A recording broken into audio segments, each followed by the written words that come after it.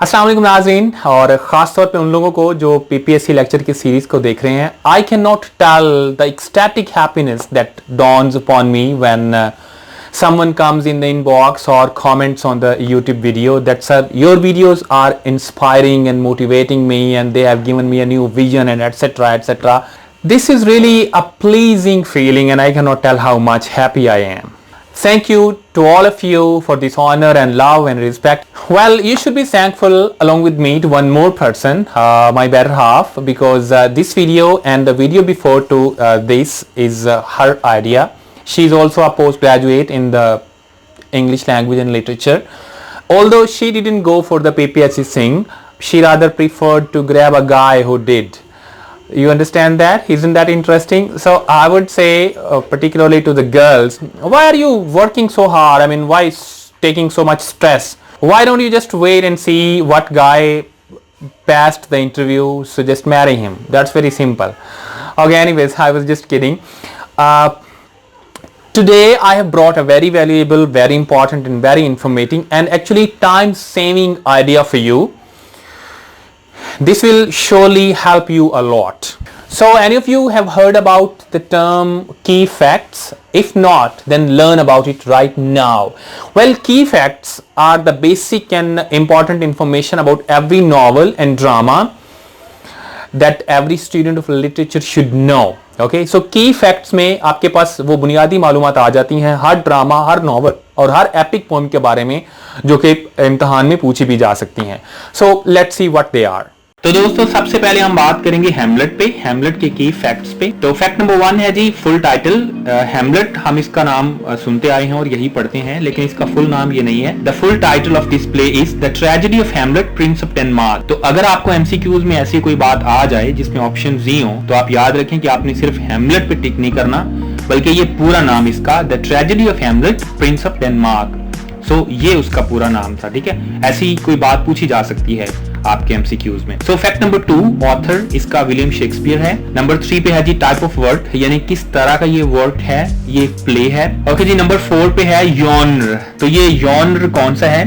Tragedy है, और उसके फर्दर अगर हम डिवीजन करें तो ये रिवेंज ट्रेजेडी है. उसके बाद जी यॉनर है. इसका यॉनर आप समझ सकते हैं, इसको कुछ लोग जेनरे पढ़ते हैं. So this is genre. और इस तरह का इंटरव्यू में कोई आपसे सवाल पूछ सकता है, what is your favourite genre of literature, तो फिर आप बताएंगे कि ये पोइट्री है, ड्रामा है, फिक्शन है, या क्या है. सो जी हैमलेट का यॉनर है ट्रेजेडी और फर्दर रिवेंज ट्रेजेडी. ठीक है. उसके बाद जी फैक्ट नंबर 5 है लैंग्वेज. इसकी लैंग्वेज इंग्लिश है, यानी बेसिकली जब ये लिखा गया था तो ये अंग्रेजी में लिखा गया था. बाद में इसके बहरहाल बहुत सारी जुबानों में तराजम हुए थे, लेकिन ये अंग्रेजी में लिखा गया था. उसके बाद जी टाइम एंड प्लेस क्या है? टाइम एंड प्लेस यानी वक्त और जगह जहां ये लिखा गया या प्ले किया गया. तो लंदन, इंग्लैंड में लंदन, आपको पता ही है शेक्सपियर के सारे प्लेज वहीं पे ही हुए थे. अर्ली 17th सेंचुरी, प्रोबेबली 1600 और 1601 और 1602. तो इन सालों में से किसी एक साल में इसको प्ले किया गया था. उसके बाद जी डेट ऑफ फर्स्ट पब्लिकेशन आ सकती है. आपको एमसीक्यूज में कोई ऐसी बात पूछ सकते हैं कि फ्लां ड्रामे या फ्लां नॉवल की डेट ऑफ पब्लिकेशन बताएं, तो ये भी आपको यहां से पता चल जाएंगे. 1603 ये पहली बार पब्लिश हुआ था in the pirated quarto edition the tragical history of Hamlet. यानी कि जब ये पहली बार पब्लिश हुआ था तो इसका नाम ये था the tragical history of Hamlet. अब हिस्ट्री के स्पेलिंग थोड़े पुराने हैं बिकॉज ये ओल्ड इंग्लिश है. उसके बाद जी फैक्ट नंबर 8 है प्रोटैगनिस्ट. इसका प्रोटैगनिस्ट कौन है? हैमलेट है, आपने याद रखना है. तो मेजर कॉन्फ्लिक्ट इसका ये है कि हैमलेट बदला लेना चाहता है अपने बाप की मौत का, जिसको उसके चचा ने मरवाया था. उसके बाद हम बात करते हैं जी फैक्ट नंबर 10 राइजिंग एक्शन. इसमें राइजिंग एक्शन क्या है ये भी आपसे पूछा जा सकता है. The ghost appears to Hamlet and tells him to revenge his murder. Hamlet stages a mouse trap play. तो राइजिंग एक्शन वहां से शुरू होता है प्ले का, जब घोस्ट अपीयर होता है हैमलेट के ख्वाब में और उसे कहता है कि तुम अपने बाप का बदला लो. एक्चुअली वो उसके बाप का घोस्ट ही था. तो वहां से जो एक्शन है वो शुरू हो जाता है. उसके बाद ये क्लाइमेक्स आता है जब हैमलेट पोलोनियस को, जो कि बादशाह है, उसको कत्ल कर देता है एक्ट 3 सीन 4 में. उसके बाद ये फॉलोइंग एक्शन है जब हैमलेट को इंग्लैंड भेज दिया जाता है उसके दोस्तों के साथ, और फिर बाद में बादशाह एक प्लान करता है कि उसको वहां मरवा देगा, तो ये उसका फॉलिंग एक्शन था। उसके बाद फिर ऐसा ऐसा ये नीचे आना शुरू हो जाएगा।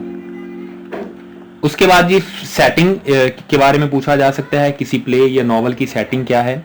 तो इसकी सेटिंग दो तरह की होती है, एक टाइम की और एक प्लेस की। तो ये सेटिंग जो है टाइम के हवाले से है, द लेट मिडीवल पीरियड, ठीक है। उसके बाद ये प्लेस डेनमार्क है, क्योंकि ये सारा कुछ उधर हुआ था और ये ट्रेजेडी ही एक्चुअली डेनमार्क के शहजादे की है। उसके बाद ये फोर शेडोइंग इसकी क्या है, the ghost which is taken for to foreshadow an ominous future for Denmark. उसके बाद ये हम बात करते हैं टोन, इसकी क्या है, इसके बारे में पूछा जा सकता है आपसे, यानी कि टोन इसकी किस अंदाज से ये ड्रामा लिखा गया था। डार्क, आयरॉनिक, मेलनकॉलिक, यानी ये उदास है और जैसे अंधेरा होता है और जैसे जिंदगी में बड़ी परेशानियां होती हैं, ये सब कुछ उसमें आता है।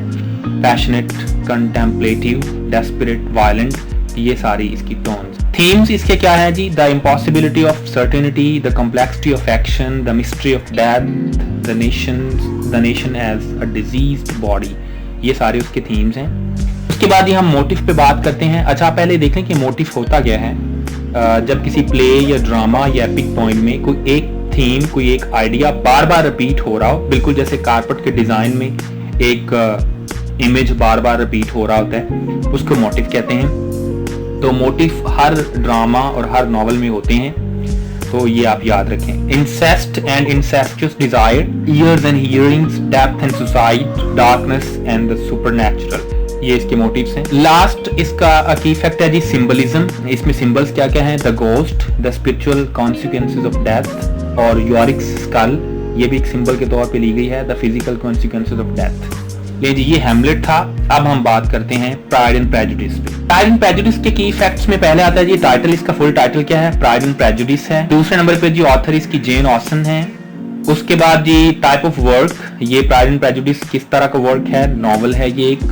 जॉनर इसका कॉमेडी ऑफ मैनर्स है, ठीक है। बहुत सारे और भी नॉवेल्स हैं जो कॉमेडी ऑफ मैनर्स हैं। उसके बाद लैंग्वेज इसकी इंग्लिश है। और टाइम एंड प्लेस अब देखते हैं नॉवल में क्या है जी, time and place England between 1796 and 1813, तो ये मतलब इन 15-16 सालों में ये लिखा गया था। डेट ऑफ फर्स्ट पब्लिकेशन इसकी 1813 है। ऐसी कोई बात आ सकती है, बल्कि 2-3 पॉइंट्स तो लाजमी आएंगे किसी ड्रामा या किसी नॉवल या किसी एपिक पोइम या किसी पोइम की डेट, उसकी जो डेट ऑफ फर्स्ट पब्लिकेशन, सो ये भी आपने याद रखनी है। पब्लिशर्स इसके जी थॉमस एगर्टन हैं और नैरेटर, तो ड्रामा में ऐसा नहीं होता लेकिन नॉवल में ऐसा जरूर होता है, उसके नैरेटर के बारे में पूछा जा सकता है। तो थर्ड पर्सन ऑमनिशेंट इसका नैरेटर है। उसके बाद ये एंटैगनिस्ट है, जिसे हम आमतौर पे विलन के नाम से याद करते हैं। हर नॉवल में होता है, हर ड्रामा में भी होता है, जैसे ओथेलो में यागो था। तो यहाँ पे स्नॉबिश क्लास कॉन्शियंस, ये यानी ये आइडिया जो है ये एंटैगनिस्ट है और सिंबलाइज किया गया है लेडी कैथरीन डी बोर्ड से एंड मिस बिंगले से। Major conflict Pride and Prejudice में क्या है जी, Mr Darcy proposal to Elizabeth, ये इसका मेजर कॉन्फ्लिक्ट है, क्योंकि इसके बाद ही वो लड़ाई शुरू हो जाती है।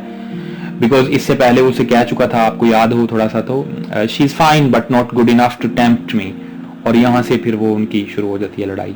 राइजिंग एक्शन जी, Elizabeth rejection of mister Darcy, जब पहली बार डार्सी उसको प्रपोज करता है तो वो रिजेक्ट कर देती है उसे, क्योंकि उसको अपनी पिछली जो इंसल्ट है वो भी भूली नहीं होती। तो यहाँ से राइजिंग एक्शन शुरू होता है। Climax, Mr Darcy proposal to Elizabeth Pemberley estates, वहां पे जाके क्लाइमेक्स है, जब वो अपनी बहन का पीछा करते हुए एलिजाबेथ बेनेट उसके पेम्बरले स्टेट्स में जाती है और वहां डार्सी उसे मिलता है और दोबारा प्रपोज करता है। That was the climax and we know कि अब वो इनकार नहीं करेगी। फॉलिंग एक्शन जी, the 2 chapters of the novel after Darcy's proposal, जब डार्सी प्रपोजल करता है दूसरी बार एलिजाबेथ को, तो उसके जो अगले 2 चैप्टर्स हैं वो फॉलिंग एक्शन है। सेटिंग टाइम के हवाले से, some point during the Napoleonic war 1797-1815, ये इसकी सेटिंग है टाइम के हवाले से। और ये जो सेटिंग प्लेस के हवाले से, यानी ये कौन सी जगह पे सेट किया गया, वो लॉन्गबॉर्न है इन रूरल इंग्लैंड, यानी रूरल के साथ ही कोई गांव है, वहां पे ये सारा कुछ हुआ था। पॉइंट ऑफ व्यू, यानी किस पॉइंट ऑफ व्यू से जो है नॉवल पूरा देखा गया है। The novel is primarily told from Elizabeth Bennet's point of view. Foreshadowing novel में क्या है जी, the only notable example of foreshadowing occurs when Elizabeth visits Pemberley Darcy estate, यानी डार्सी का घर जब देखने आती है पेम्बरले तो वहां पे जाके ये फोरशैडोइंग आती है। उसके बाद टोन है, इसकी टोन कैसी है, कॉमिक है यानी मजाहिया है, और in Jane Austen's own words light and bright and sparkling, क्योंकि जेन ऑसन ने जो कमेंट्स किए थे अपने नॉवेल्स पे या अपने कैरेक्टर्स पे वो भी बड़े मशहूर हुए थे। उसके बाद ये थीम है, इसका 3 थीम है इसके मेजर, लव यानी मोहब्बत, आपको पता है कैसे कपल्स बनते हैं पूरे नॉवल में, रेपुटेशन, लोग बड़े कॉन्शियस होते हैं अपनी इज्जत के बारे में, एंड क्लास। मोटिव्स क्या क्या है जी इस नॉवल के, 2 हैं, कोर्टशिप यानी मोहब्बत का इजहार करना, और जर्नीज, आपको पता है जर्नीज बहुत ज्यादा हैं, कहीं ना कहीं कोई ना कोई आता जाता ही रहता है। लास्ट में है जी सिंबल्स, प्राइड एंड प्रेजुडिस में सिंबल्स क्या है, the novel is light on symbolism except on the visit to Pemberley which is described as being neither formal nor falsely adorned and is clearly meant to symbolise the character of mister Darcy. मतलब ये हुआ कि इसके कोई खास symbols नहीं है। जी ये इसके की फैक्ट्स है प्राइड एंड प्रेजुडिस के। Okay, so guys, we discussed a drama Hamlet by William Shakespeare. वो एक ट्रेजेडी थी, तो I decided कि एक और ड्रामा शामिल कर लिया जाए जो कि कॉमेडी हो, तो उसके लिए मैंने लिया है Importance of Being Earnest, Oscar Wilde का। अब हम इसके की फैक्ट्स देखते हैं क्या क्या है। फुल टाइटल है जी ड्रामे का The Importance of Being Earnest, a trivial comedy for serious people। ये आपने याद रखना है, The Importance of Being Earnest इसका नाम नहीं है, इसका फुल टाइटल ये है जो आप देख रहे हैं। तो अगर आपको ये एमसीक्यूज में आ जाए, 4 ऑप्शंस दी हों, तो आपने याद रखना है कि इसका फुल टाइटल ये है। उसके बाद ये ऑथर इसके ऑस्कर वाइल्ड हैं। उसके बाद टाइप ऑफ वर्ड प्ले है यानी कॉमेडी है, प्ले है पहली बात, और अगर इसकी फर्दर कोई डिवीजन की जाए तो ये कॉमेडी है। जॉनर इसका जी social comedy, comedy of manners, satire and intellectual farce, ये चारों इसमें आ जाएंगे। लैंग्वेज इंग्लिश में लिखा गया था बेसिकली। टाइम एंड प्लेस क्या है जी, समर 1894 इन वॉर्डिंग इंग्लैंड, यानी इंग्लैंड में ये सेट किया गया था। डेट ऑफ फर्स्ट पब्लिकेशन जी February 14, 1895। In the part because of Wilde's disgrace the play was not published until 1899। तो अलबत्ते ये लिखा जल्दी गया था, लेकिन 1899 तक इसको पब्लिश नहीं किया गया था, बिकॉज ऑस्कर वाइल्ड पे कुछ इल्जामात थे। जिन लोगों ने उसको ज्यादा बेहतर पढ़ा है वो समझ सकते हैं, उसके ऊपर कुछ इल्जामात थे कि वो गे है, ये कुछ इस तरह से। पब्लिशर्स इसके जी एल स्मिथर्स हैं, और उसके बाद प्रोटैगनिस्ट इसमें क्या है, John Worthing known as Ernest in London and as Jack in the country. जिन लोगों ने पढ़ा है उनको याद आ गया होगा, एक ही कैरेक्टर है और वो 2 जगह पे 2 मुख्तलिफ नामों से याद किया जाता है। मेजर कॉन्फ्लिक्ट इसमें क्या है जी, Jack's obstacles is presented by Lady Bracknell who objects to that she refers to as Jack's origins, क्योंकि उसके वालिदैन का पता नहीं होता, तो इसलिए। Another obstacle is Gwendolen's obsession with the name Ernest, since she does not know Jack's real name।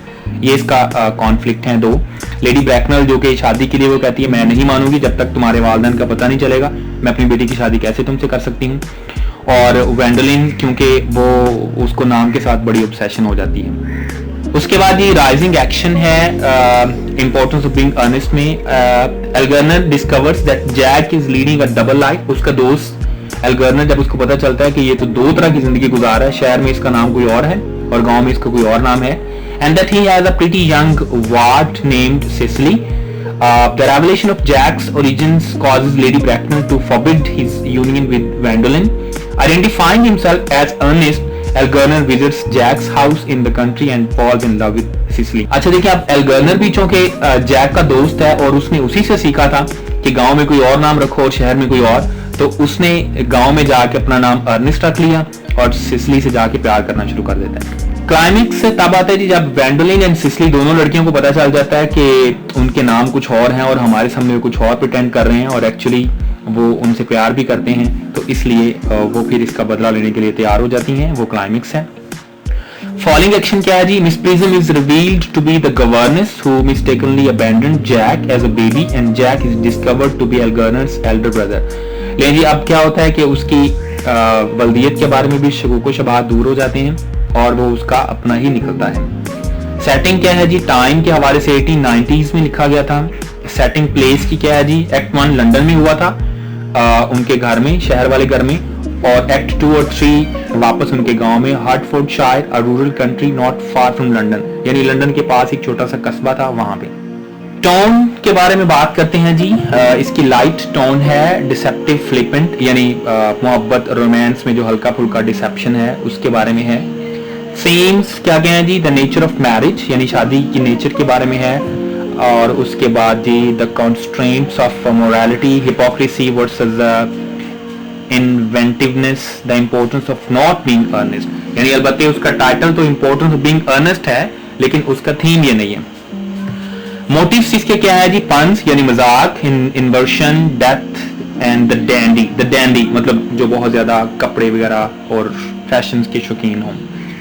Symbols इसके क्या क्या है जी, द डबल लाइफ, यानी दो तरह की जिंदगी, शहर में और गांव में और, फूड खाने के बारे में, fiction and writing. So guys, ये थे की facts the importance of being Earnest के। तो अब आपको पता चल गया है, ये आपने हर नॉवल के और हर इंपॉर्टेंट ड्रामे के की फैक्ट्स याद करने हैं, इनको बार बार देखना है, बार बार पढ़ना है, और ये आपको मिल जाएंगे गूगल से या फिर स्पार्क नोट्स एक वेबसाइट है वहां से। इसके साथ ही जी मुझे दीजिए इजाजत, हम किसी नई वीडियो में मिलेंगे। अगर कोई नया आइडिया आया या आपको जरूरत महसूस हुई तो बता दीजिएगा। वस्सलाम, सी यू नेक्स्ट टाइम।